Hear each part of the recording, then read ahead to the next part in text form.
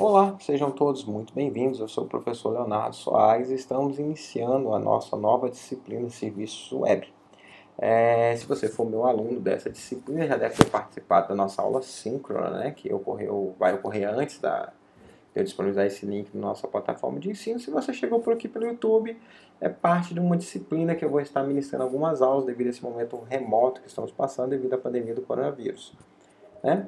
Bom, na aula de hoje eu vou dar uma introdução sobre o protocolo HTTP dentro do contexto de programação de serviço web utilizando a linguagem PHP, ok? Bom, antes da gente começar, eu vou falar um pouquinho sobre a história da web, mas bem rapidinho. A web começa, não a internet, né? A web, o WWW, o Wide Web, né? Começa em 89 com o Tim Berners-Lee, esse rapaz bonitinho da foto aqui, que é o presidente do W3C, apresentando o protocolo HTTP e a linguagem HTML. Pouco depois ele escreveu o primeiro cliente, o primeiro servidor web, e a partir dessa invenção a web começa a progredir, né? Tem um site criado pelo Google, evolutionoftheweb.com, que você consegue ver essa evolução. Deixa eu tirar minha apresentação do tela cheia e mostrar para vocês rapidamente aqui o site, ó. Então você consegue ver aqui nesse sitezinho feito pelo Google, foi em homenagem ao aniversário da web, não sei se foi 25 anos, eu não sei, depois vocês dão uma pesquisada e deixa aqui no comentário para mim, ok? Mas aqui você consegue ver a linha evolutiva, tá vendo? Onde surgiu o protocolo HTTP, aí você consegue acompanhar ele aqui no gráfico, os navegadores, quando eles foram surgindo, a linguagem HTML2, HTML1, os cookies, SSL, quando surgiu o Java, JavaScript, Flash. Aliás, você consegue ver quando que o Flash morreu, o Flash já está morto aqui. Difícil de acompanhar, né? Mas o Flash tem que ter uma linha aqui que... Morto não, ainda tem algumas aplicações que usam Flash, mas são bem pouquinhas, né? E aqui, ó, você vê o boom, né? Quando chega mais para perto aqui de 2008 para frente, um monte de coisa surgindo, um monte de coisa sendo utilizada ao mesmo tempo. Então esse site é legal, ele mostra bem assim uma linha do tempo de cada tecnologia, quando surgiu cada browser, aonde que os browsers começaram a ser usados, o declínio, né? Você consegue ver, por exemplo, que o Mosaic morreu aqui antes de 97, o Netscape, né? Foi um sucessor imediato do Mosaic. Depois veio o Opera, o Internet Explorer, aí vem Safari, Google Chrome, Firefox e tal. É legal a gente conhecer um pouco dessa história geral da internet, eu recomendo sempre esse site para meus alunos, ok? Bom, voltando aqui, então isso tudo, toda essa história, ela tem início, como vocês conseguem perceber, eu não sei muito bem usar isso aqui, esse preview, é porque ele ainda está no menu do Safari, né? Eu preciso vir para o preview, eu ainda estou apanhando, gente, para esse sistema operacional novo aqui. E agora no preview eu quero o quê? Eu quero colocar em tela cheia, e como é que eu faço isso? Enter Full Screen aqui, Ctrl Command F, muito bem. Então, toda essa evolução da web, ela começa com a invenção do Tim Berners-Lee lá em 89, quando ele publica o protocolo HTTP e a linguagem HTML, além das definições de URI, URL, esse tipo de coisa, né? Ele trabalhava para o CERN na época. Hoje em dia ele é o presidente da World Wide Web Consortium, W3C, que regulamenta como é que a web tem que proceder, que oficializa os protocolos, né? Etc. Todo programador web, todo mundo que mexe com essa área já ouviu falar sobre o W3C e sobre o Tim Berners-Lee. Bom, focando agora um pouco mais na nossa disciplina, deixando um pouco essa parte de história de lado, o protocolo de HTTP, de uma forma bem resumida, assim, sem entrar em muitos detalhes, o protocolo HTTP ele vai funcionar da seguinte forma: você vai ter uma requisição, certo? Feita por um cliente, e você vai ter ali uma resposta para essa requisição feita por um servidor. Então, alguém que faz o papel de cliente solicita alguma coisa, o servidor gera uma resposta em cima daquela requisição e devolve para ele aquela requisição ali. Que pode ser, no caso de um browser, um usuário comum vai ver ali um browser você acessando uma página da web. Só que nós, programadores, teoricamente, nós estamos fazendo essa parte do site que o cliente está usando, né? Mas pode ser que o nosso site ele consuma um outro site. Nossa disciplina de serviço web. Então, o meu sistema ele é um serviço web, mas ele consome um outro serviço web. E eu posso fazer isso também via HTTP. Aí eu vou ter uma aplicação que é cliente de alguém, certo? Ela está servindo de cliente para alguém, aliás. está servindo de server para alguém, primeiramente, né? Alguém está me acessando, e ele é cliente de alguém outro. Então você pediu para mim, me mandou um CEP e pediu para eu cadastrar. E eu, antes de fazer esse cadastro, eu fui até o site do Correios, peguei o CEP na base de dados do Correio, trouxe o endereço, apliquei no meu banco de dados e dei um retorno para o meu cliente. Então eu fui servidor do meu cliente e cliente de uma API qualquer, né? Então isso é muito comum, esse cenário descrito aqui por essa imagem. E que é justamente a ideia da nossa aula hoje. Nós estamos construindo um servidor, mas que vai estar usando recursos de outros servidores, né? Então nós vamos ter uma aplicação em que você ora é cliente, ora você é servidor. Perfeito? Bom, como é que funciona? Como é que eu faço as requisições, né? A gente tem diversas formas de fazer essas manipulações usando PHP, né?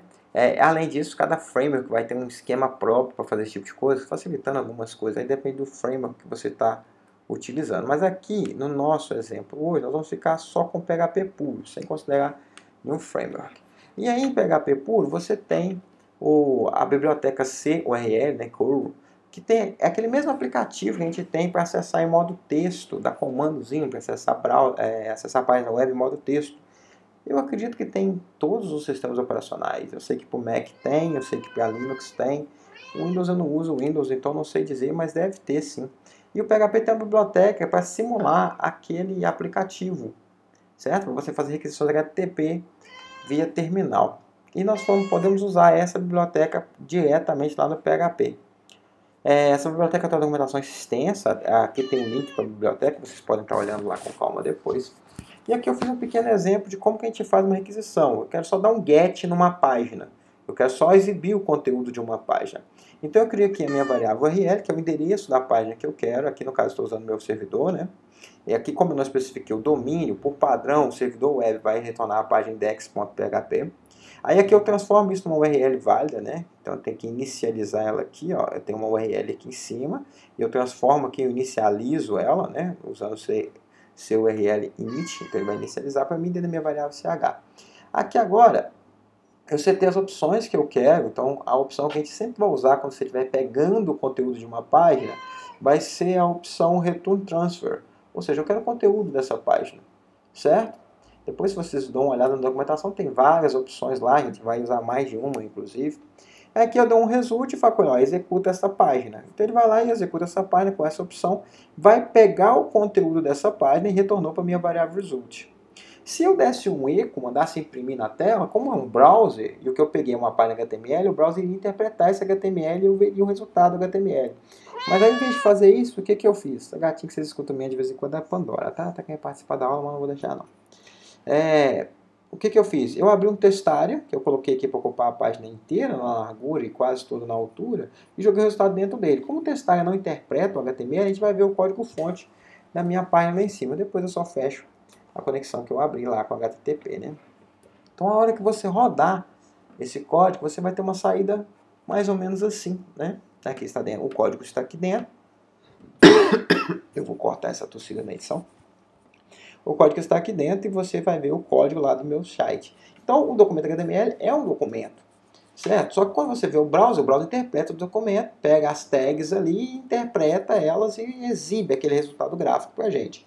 Aqui começa a ser direto via HTTP, fiz a requisição, me deu aquilo. E eu não mandei para uma página, para um browser direto, eu mandei dentro de um componente formulário e me mostrou o código-fonte. Ok?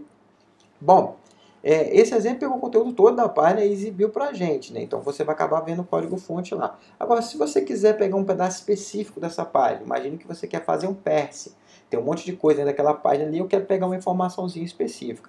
É bem tranquilo. O ideal seria você fazer isso numa página especializada, né? O cara montou um servidor para isso, aí ele provavelmente vai disponibilizar um XML, um JSON, alguma coisa assim, nós vamos ver esses formatos mais para frente. Mas não, eu quero roubar de uma página. Quero pegar de uma página HTML mesmo. Tem uma página que de vez em quando publica as notícias, eu quero pegar essas notícias dessa página e poder exibir. Perfeitamente, eu faço a requisição via HTTP e vou manipular ali a string. Ok? Nesse exemplo, eu vou mostrar como pegar, por exemplo, o meu horário de atendimento que está lá no meu site e exibir só o horário de atendimento. Então, o que eu vou fazer? Ó? O acesso à página é o mesmo, certo? Depois eu só pego lá, aí eu vou ter que dar uma estudada no código-fonte, ver quais são as palavrinhas que tem lá que me permitem localizar esse string, já que não é um texto formatado, não foi feito para isso, né? não é um XML, não é um JSON que tem informação já separada para poder pegar. Eu tenho que fazer um parsing no texto mesmo, né? Então fui ali, localizei onde está a palavra horários. Depois fui lá e localizei o primeiro P, porque eu vi que cada horário fica dentro de uma tag P lá no meu código-fonte, eu sabia, né? Mas você vai ter visto lá no meu primeiro exemplo, faça o exemplo. E aí eu vou e pego a posição desse primeiro P, depois eu pego a posição do primeiro barra P, que é onde acaba isso, e aí eu mando imprimir a substring, né, do meu resultado, começando onde eu achei o P, e indo até aqui o segundo parâmetro do substring é o tamanho, né? Então eu faço aqui uma continha, que é aonde eu comecei, aonde que eu termino, o mais 4 que é para incluir o barra P no final, né? E depois eu pego o próximo, que é o próximo P, e exibo lá.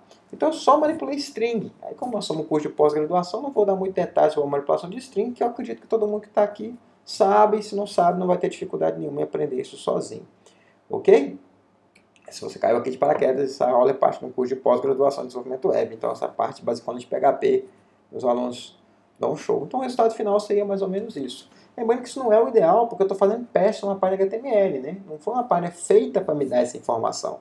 Então eu estou tendo que arrancar essa informação ali na unha se o cara mexer uma coisa no código. Se ele trocar ali em vez de P, trocar por um div, meu código já não vai funcionar mais, porque eu estou procurando um P depois que eu achar a palavra horário. Se ele trocar de horário para scheduling, eu não vou achar mais, ok? Então isso não é o ideal é que seja padronizado, que você estiver fazendo um serviço na web que roda em cima do protocolo HTTP, isso vai ser padronizado. Aqui é só um exemplo, o importante aqui é você entender como que eu acesso algo usando o protocolo HTTP. Bom, você pode usar o CUR, mas você pode também usar o file get contents, que inclusive é a forma recomendada para você pegar um conteúdo de um arquivo e jogar para uma variável de texto. Ele trabalha também com URLs, então você pode fazer essa leitura, ele vai fazer essa leitura por padrão, usando o verbo get, né? Ou seja, pegando o conteúdo da página, a gente pode mudar o verbo e tal via cabeçalho, mas vamos ver isso um pouco mais para frente. E o código fica um pouco mais simples, né? São uns códigos simples, mas esse aqui é um pouco mais simples. Então aquele primeiro código que nós vimos aqui, ó, esse aqui na verdade, né? Esse código aqui, ele vai ficar assim, ó, usando o file get contents. Ó. A coisa que muda é que em vez de eu ter que inicializar o curl e tal, eu só dou um file get contents, passo a URL para ele me retorna a URL aqui. Como só quer dar um get é padrão, não precisa mexer em verbo, não precisa mexer em nada, né? E só imprime o resultado. Se você quisesse manipular o texto e tal, é só emendar um segundo exemplo, o exemplo anterior com esse e fazer a manipulação de texto da mesma forma. Ok? Bom, professor, mas e se eu não quiser usar o get, se eu não quero só pegar o conteúdo de uma página, se eu quero fazer um post, por exemplo, eu quero enviar dados, eu quero fazer um put, um delete, tem como fazer isso? Tem. Todos os verbos HTTP você pode usar perfeitamente diretamente do PHP. Inclusive, quando a gente usa aplicações REST, é muito comum usar post, put e delete. Então, nós vamos trabalhar esses. O get, né, nós já vimos. O post, eu vou mostrar agora. O put e o delete, eu vou mostrar exemplos em que são mais comuns. Certo? Você pode usar qualquer verbo HTTP desde que as duas pontas entendam esse verbo, sejam prontas para usar esse verbo, né? Aí o que nós vamos fazer? Dentro dessa página aqui, ó, calculadora nota final, eu tenho lá uma página feita para receber dois parâmetros via post. Normalmente seria feito por um formulário, né, dentro do sistema interno da página lá. E ele vai receber lá o ponto acumulado e nota final.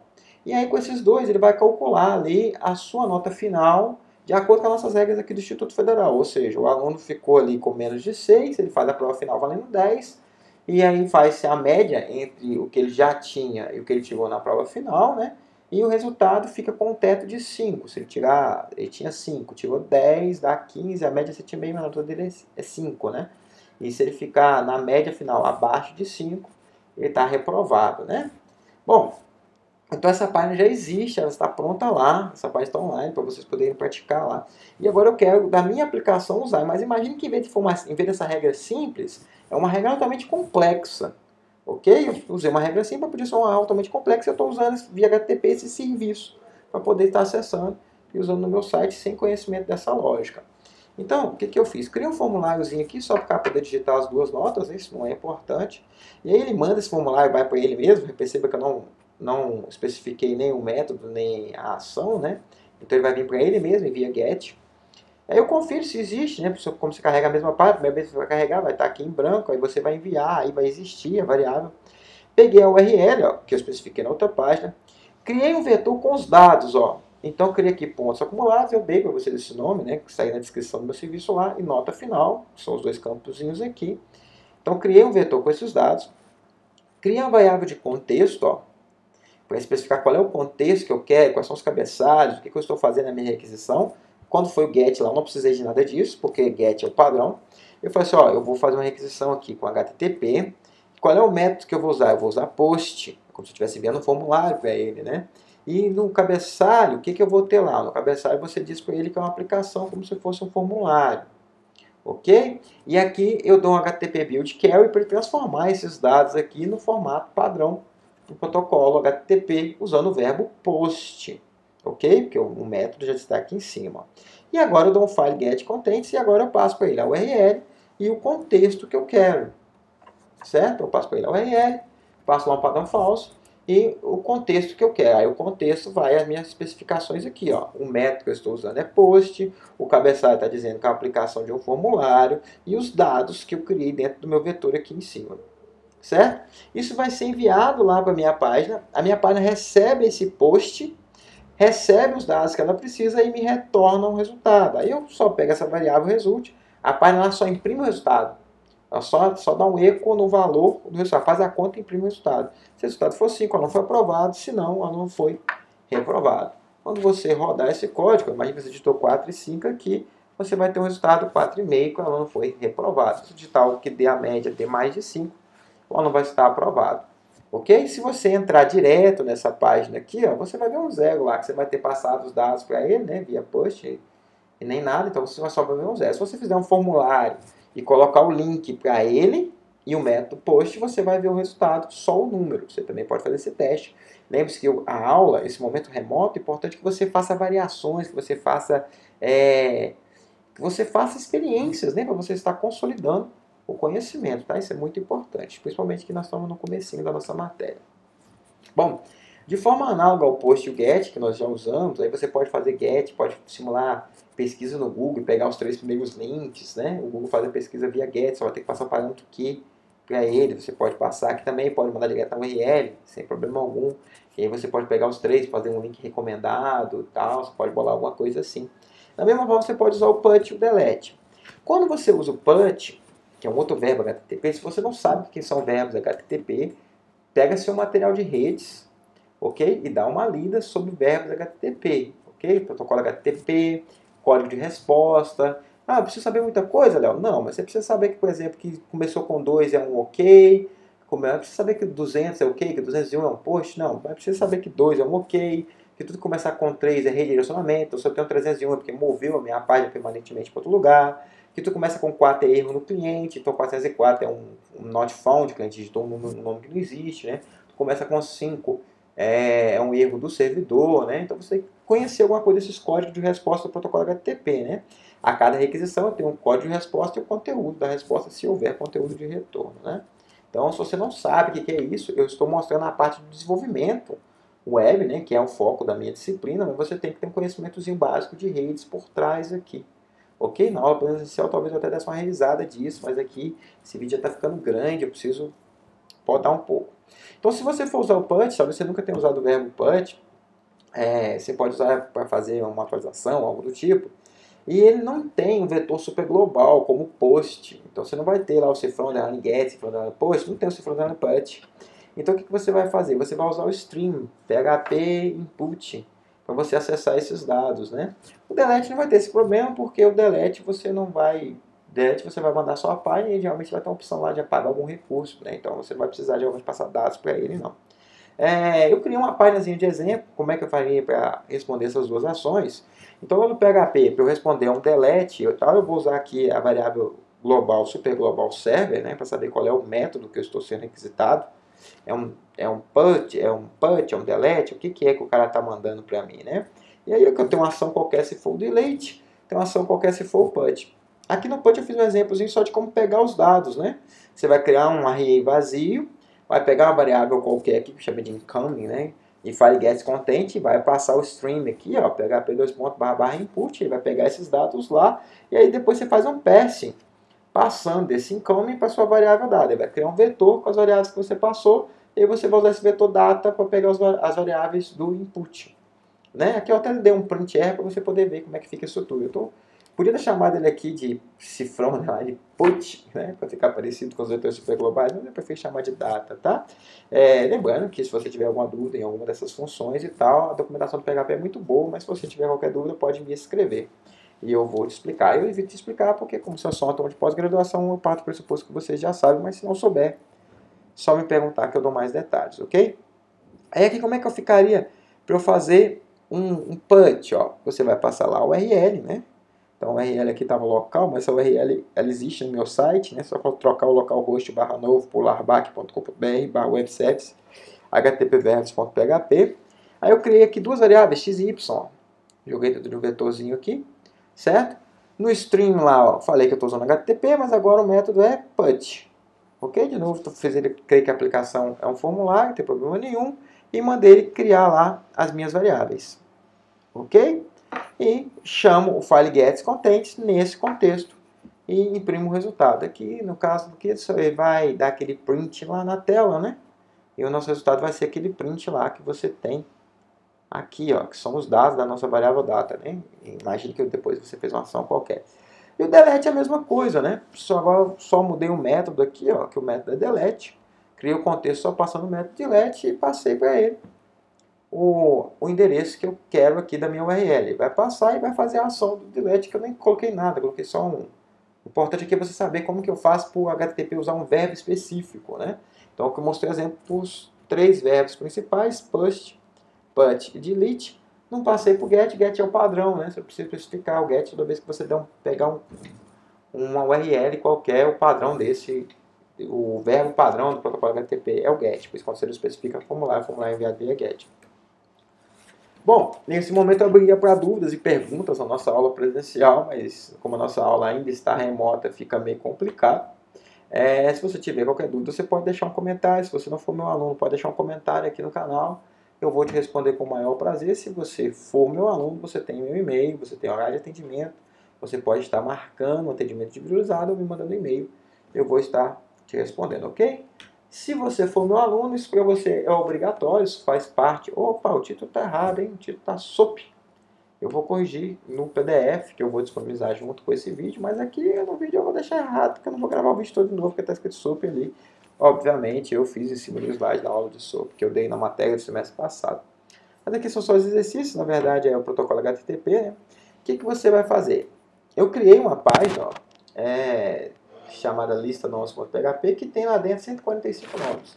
Você vai criar uma interface onde o usuário digita o nome, você vai acessar a minha página, ver se o nome dele está na lista, se estiver, diz para ele, você está na lista. Se não, diz para ele, não te encontrei na lista. Ok? Bem simplesinho, você vai consumir esse serviço, embora seja um HTML purão lá, você vai consumir esse serviço para verificar se o nome está lá ou não. Ele vai te devolver a lista de nomes e aí você processa. A única coisa que eu estou fazendo é você te provendo a lista de nomes, ok? Todo o processamento você vai fazer no seu próprio servidor. E depois você vai criar. Aí você vai criar um back e front. Você vai criar um serviço que calcula a hipotenusa.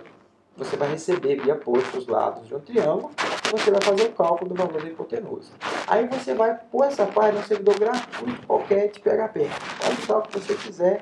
O importante é que ele suporte, não está usando banco de dados, não está usando nada, é só rodar PHP mesmo. Coloca lá. Ok? Aí o que você vai fazer? Você vai criar o cliente, onde você vai fazer uma janelinha, o usuário digita lá os valores dos lados do triângulo, clica lá no calcular, você envia isso para a sua aplicação faz a conta e responde só ali o número, o resultado da hipotenusa e você exibe aquela também hipotenusa. Então, você vai fazer as duas coisas. Você vai fazer o servidor, que vai ficar online, certo? Você vai pôr um servidor qualquer gratuito ali, só digitar no Google lá, servidor gratuito para PHP, você vai achar um monte. E você vai fazer o cliente que vai consumir o serviço que você mesmo está disponibilizando. Ok? Bom, se você é meu aluno, você já sabe disso, mas nossos exercícios todos são avaliados. Se você não é aluno e quiser fazer exercício, você pode fazer, pode deixar no comentário aqui se teve algum problema no exercício, eu vou tomar o prazer de responder também. Faz parte do espírito de professor querer ensinar. Então, se você quiser resolver o exercício, pode resolver, pode deixar aqui no comentário. eu respondo para você opcional, para você que é meu aluno não. Você pode fazer isso, vale ponto. Isso é fundamental para o seu processo de aprendizado, ok? E nesse momento remoto que nós estamos, muito mais importante, muito mais do que uma prova, do que sabe? Você vai ter 1001 recursos ali, Discord e tal, vai colar, etc. O importante é que você faça o exercício para que você possa realmente ter o conhecimento consolidado, né? Dentro de sala de aula a gente pedia vocês fazerem os exercícios e tal, vocês ficam ali, estão ali para isso. Falar no ambiente remoto é mais difícil, então é muito importante que você faça esses exercícios, ok? Fazendo, você vai enviar para mim, eu vou criar lá no Cigarro uma atividade para receber esses exercícios, né? E você vai fazer, os exercícios estão no final dos slides, lá finalizado aqui no link da descrição do nosso vídeo, ok?